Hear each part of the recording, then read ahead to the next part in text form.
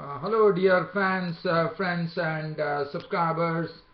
This is your host Ram with you on this cricket show a bit early today. On this particular cricket show, definitely we are going to talk about the third day's play here in the match between South Africa and Bangladesh, where Bangladesh, as expected, got through the South African score. In fact, they took a 78 runs lead in the first innings, with Litton scoring his maiden Test century, which was expected because Litton, as you know, he played very impressively against India, and he also showed a lot of grit and determination along with Shakib Al Hasan. And Shakib Al Hasan also picked up his highest score against South Africa, even though I wouldn't say it's a big score, but the good thing that the good thing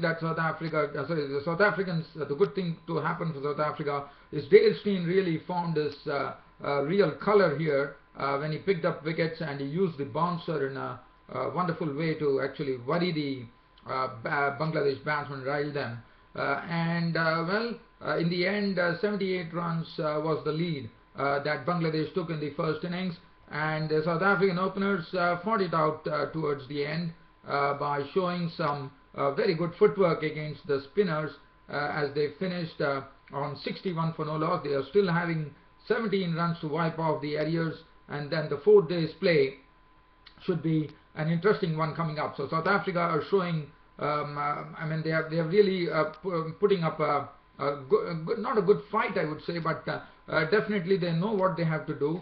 They had to put up a big score on the board to put the pressure. So far, I think the South African opening batsmen have done a good job, and they have to carry it on tomorrow for quite a long time, so that we know the South African batting lineup is a very strong batting lineup. So it will be a real test for them tomorrow when they face against Bangladesh on the 4th day. I'll be talking about that particular match, and other than that, some cricket news coming in. As you know, India are going to tour Sri Lanka in the month of August, and the squad has been announced for the test matches, and it is going to be Virat Kohli. We know Virat Kohli is the captain of the team, and India has announced a 15-man squad, and the only difference being that team which played against Bangladesh, there's only one change. Amit Mishra has made a comeback after 4 years into the Indian Test team. I will just do a very quick analysis of the Indian team that has been selected to tour Sri Lanka in the month of August. And the other news is that Sri Lanka, yesterday, as you know, they lost the one-day series to Pakistan, and they announced their T20 team to play against Pakistan. And that match, they are going to play two T20s, I reckon. And Sri Lanka have named some 5 new players in their T20 squad against Pakistan. Some talented budding and talented youngsters, one could say. I'll be also having a good look at that. But first, I'm going to do a 3rd day's play report on the first test match between South Africa and Bangladesh. So Bangladesh resuming their overnight score of 179 for 4. As I said, it was a crucial pair in the middle with tons of experience, Shakib Al Hasan and Mushfiqur Rahim. And I also said yesterday that they are the ones who have to really guts it out there against the South African pace battery.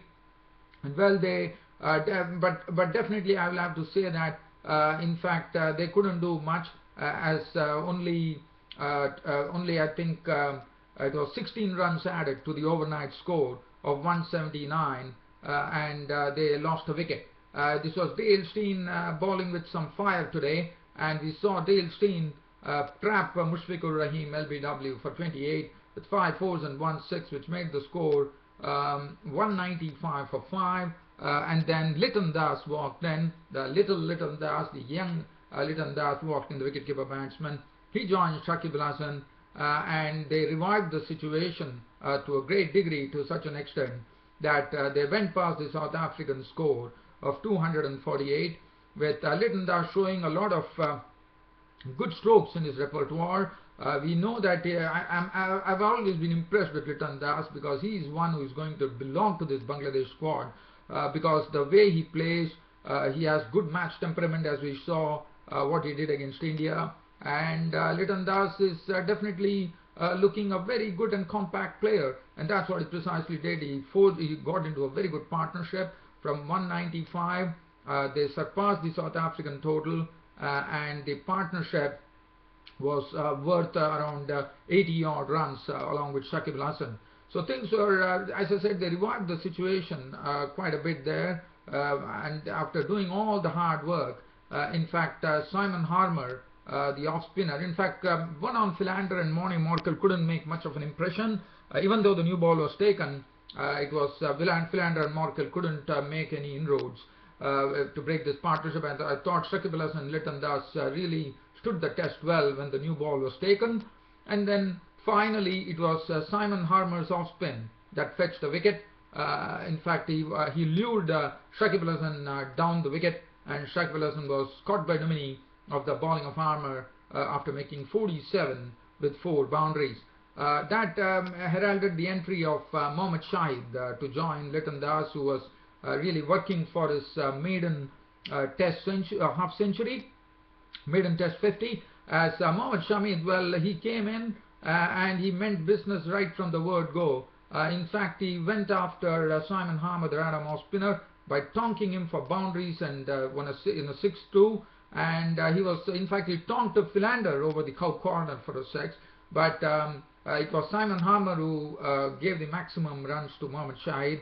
And Mohammad Shahid, it looks like he has only one way to play, and that is to really hit the ball. And definitely we saw that he had the capability, because he put him over mid-wicket, he put him over square leg, one lofted shot down the ground, and Mohammad Shahid collected 25 of 19 deliveries with 4 fours and 1 6, providing some entertainment to the Bangladeshi spectators there. But then it was one on Philander who took his wicket when Mohammad Shahid tried to slog one more from Philander, but this time Van Zyl in the deep took the catch. So he was gone for an entertaining 25 of 19 dealt with 4 fours and 1 6. Litton Das was still there, and then Litton Das had to really get his 50, because he was going to be left with the tail, and Litton Das duly got his 50. But it was Simon Harmer who, so Litton Das, congratulations on his maiden test 50 there. And then it was Simon Harmer, the Radham spinner, who picked up the wicket of Litton Das too. So Simon Harmer coming in and picking up some vital wickets there of Shakib Al Hasan and Litton Das. And Litton Das was a goner, caught the cock, bowled by Harmer after making a maiden 50 with 7 fours. After that, it was quick work. Dale Steyn was called in, and Dale Steyn responded by first getting the wicket of Tajul Islam for 9 with 1 4. Mustafizur Rahman was caught by point by Domini of the bowling of Steyn for 3. Jubair Hussain was not out on not. Dale Steyn finishing off the innings, but Bangladesh definitely doing well to be 326 all out, and that gained them a lead of 78 runs in the first innings. Now, looking at the bowling from the South Africans, Dale Steyn was pretty sharp today. 22.1 overs, 5 maidens, 78 runs and 3 wickets. 1 on Philander, 20 overs, 2 maidens, 2 for 40. Morkel bowled 19 overs, 2 maidens, none for 52. But Simon Harmer picked up some vital wickets there, and I thought he bowled excellently. 35 overs, 8 maidens, 105 runs and 3 wickets.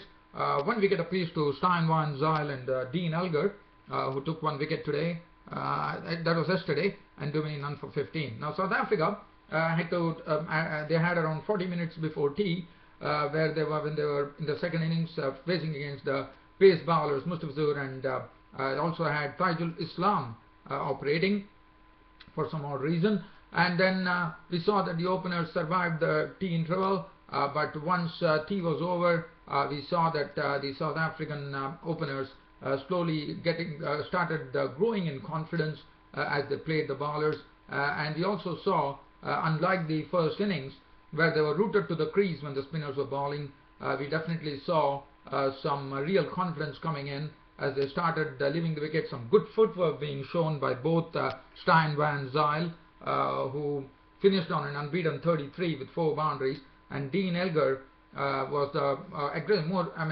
Dean Elgar was more aggressive compared to the subdued Steyn, Van Zyl, as Dean Elgar made 28 unbeaten runs with 4 fours as South Africa, with once again rain coming in and stopping play on the third day.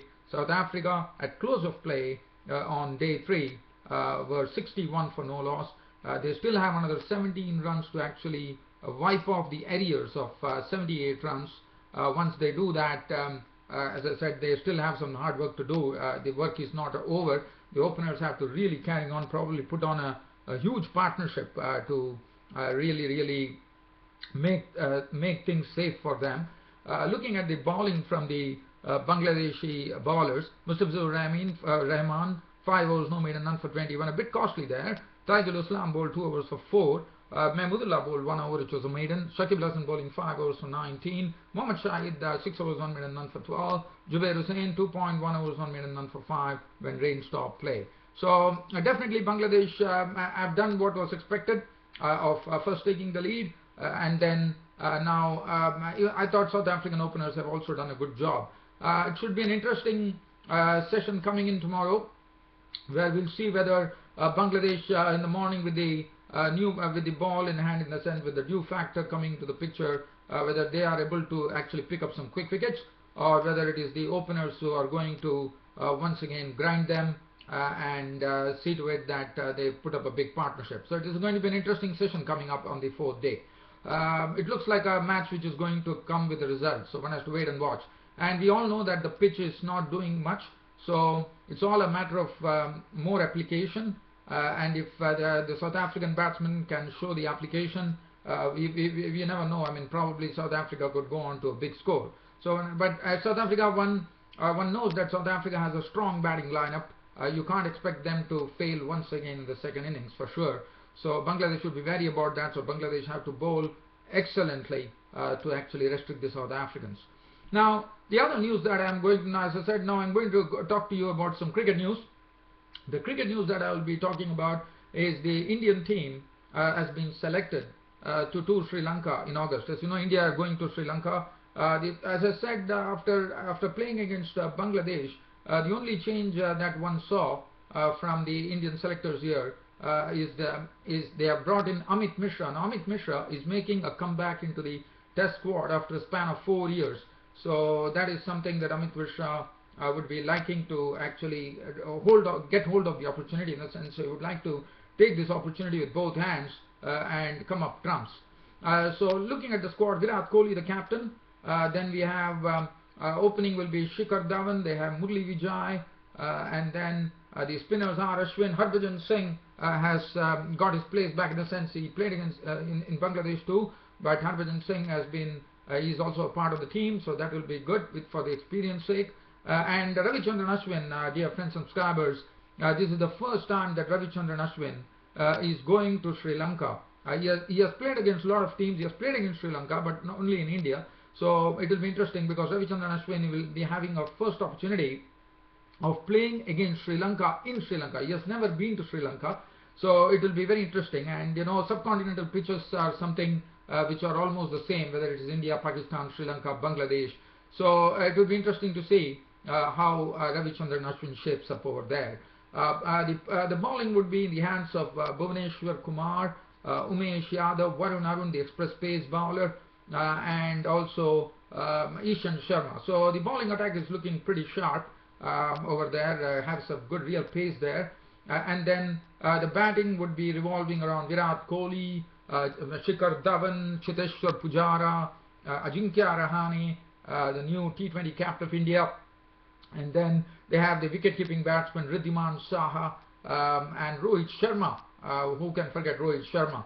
And then they have Murli Vijay and KL Rahul, who also did impressively. In fact, picked up his maiden century against Australia, as you would remember. And right now he's on duty playing for the India A team against Australia, and he also did a good job there. So this is the team which is going to be has been selected for the tour of Sri Lanka, which will be in the month of August. Now, the only omissions are the Mohammad Shami. One would be wondering that why Mohammad Shami is not a part of the squad. Mohammad Shami has been left out due to his injury, and as far as this is what the former cricket player and India's chairman of selectors Sandeep Patil said, that Mohammad Shami has been left out due to fitness, and Karan Sharma, who played, also does not find a place in the team. So that is as far as the team composition is concerned for the tour of Sri Lanka for India. Now, looking at the one thing that I would like to say here, I was a bit surprised that the left-arm spinner, if you look at the Indian team here, one does not find a left-arm spinner. I mean, left-arm, I thought they have a Harbhajan Singh, they have Ashwin, but I have a slight feeling Amit Mishra is a leg spinner, but there is no left-arm spinner in the squad, and I was a bit surprised because you know, the left-arm Pragyan Ojha is a wonderful bowler, and I always have felt that India, if you look at India right now, I think he's the best left-arm spinner in India, and very sad to see that he's not being considered. And also India probably right now, if you look at the Indian team here in the domestic tourneys and all, one is not really finding a very genuine left-arm spinner, and that's a bit worrying factor according to me, because left-arm spinners are also something which can play a great role as far as Test cricket is concerned. And I'm a bit surprised that India are not producing a lot of left-arm spinners. It's high time that they get some left-arm spinners going, and that's the reason I said I'm a bit surprised that Pragyan Ojha, the best left-arm spinner according to me in India, doesn't find a place in the squad for Sri Lanka. Well, now the next news that I would like to talk about is cricket news coming in from Sri Lanka. As you know, Sri Lanka have already lost the one-day series against Pakistan, and now the focus is going to be shifting on to the T20 matches against Pakistan, which will bring an end to the tour of the Pakistan tour of Sri Lanka. The T20 team which has been selected, the first thing that I would like to talk about is that Sri Lanka have gone for some new players in their mix here, probably keeping in mind the ICC World T20 2016 tournament coming up in India. And what Sri Lanka have done is, let me first talk about the some players who have been picked up, rookies one could say. Fast bowler, there's a new name by the name fast bowler Binura Fernando, and I'm told Binura Fernando is just 20 years of age, but I'm told he's a very, very tall pace bowler. They say that he's pretty quick, and the good thing about it is he's 6 foot and 6.5. 6 foot and a half is his height, and I'm sure any tall bowlers can generate a lot of bounce. So fast bowler Binura Fernando is one, and then they have a leg spinner by the name Jeffrey Vandersay, and they have also included batsman Shahan Jayasuriya. Now Shahan Jayasuriya and Dasun Shanaka. Now we know that Shahan Jayasuriya is one who has he played in the unofficial ODI series against Pakistan A, and did decently, I would say. So they are all attacking players. I'm told that one is Shahan Jayasuriya, and also I think he's the son of the former dashing opening batsman, son of Jayasuriya. So pardon me if I'm wrong. Shahan Jayasuriya, if at all any Sri Lankan subscriber or Sri Lankan friends are actually watching this Cricket Happening show, and if you feel that what I'm saying is wrong, as far as saying the Shahan Jayasuriya, I reckon is Jayasuriya's son, please do correct me on this Cricket Happening show. I will be more than willing to accept your comments, and please tell me whether I'm saying the right thing here.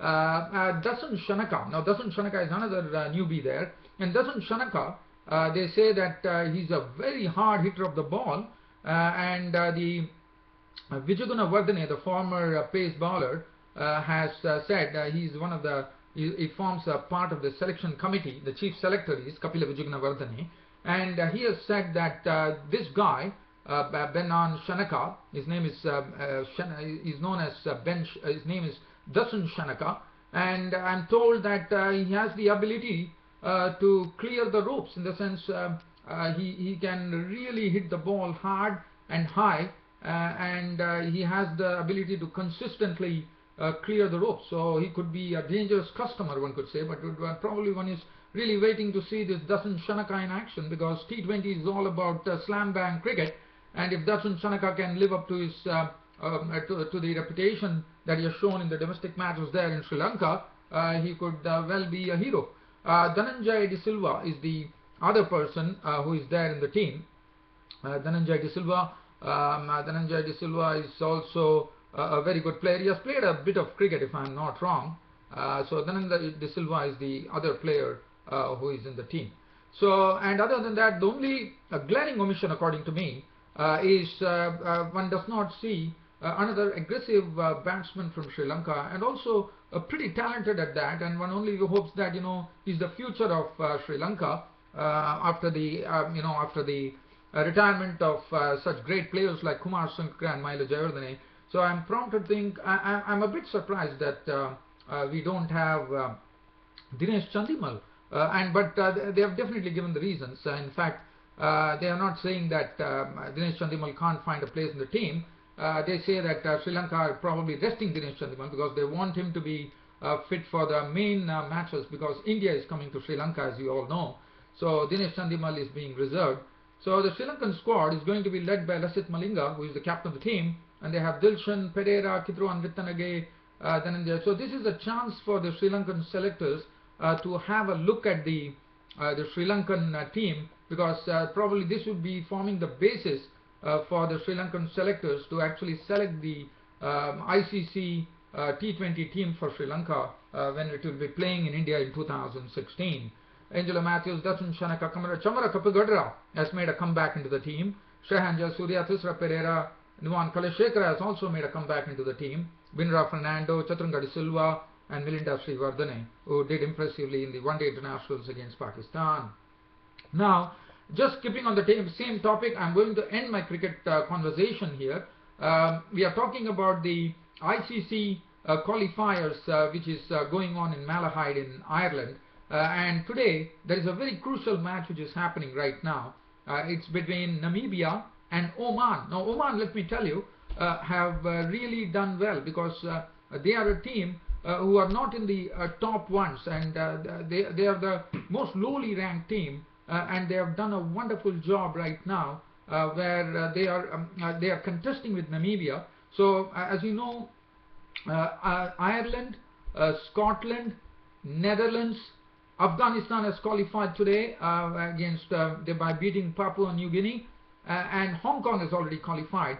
So now there is one new team which is going to make its mark in the T20 for sure, because this is the last match which is played in the league stages here, if Namibia beat Oman, Namibia joins as the sixth team, as the sixth associate nation into the ICC World T20 2016 in India, going to be played in the month of March and April. And if it's going to be the other way around, if Oman is going to beat Namibia, and I think that would be something that Oman would be proud of if they could do that. So Oman beats Namibia, Oman comes into the ICC World T20. So right now, before leaving this cricket happening show, I am telling you the 5 nations which have already qualified for the ICC World T20 tournament in 2016 to be played in India in the month of March and April, and the teams are Ireland, Scotland, Netherlands, Hong Kong, Afghanistan today, and as I said, today it will determine the 6th spot is being fought out right now between Namibia and Oman, and I wish good luck to both the teams. Well, dear fans and subscribers, that really concludes this early cricket happening show of mine today. This on a Thursday. Hope you all loved it, and keep putting in your comments. And I always said, this is a free cricket show, free daily cricket show, so go ahead and subscribe to it and spread the word to all your friends and relatives, so that they can also join the bandwagon on this cricket happening show. It has been a pleasure doing this cricket conversation with you. Hope you all enjoyed it, and I will be seeing you tomorrow on my next cricket happening show. Until then, this is your host Ram signing off. Thank you.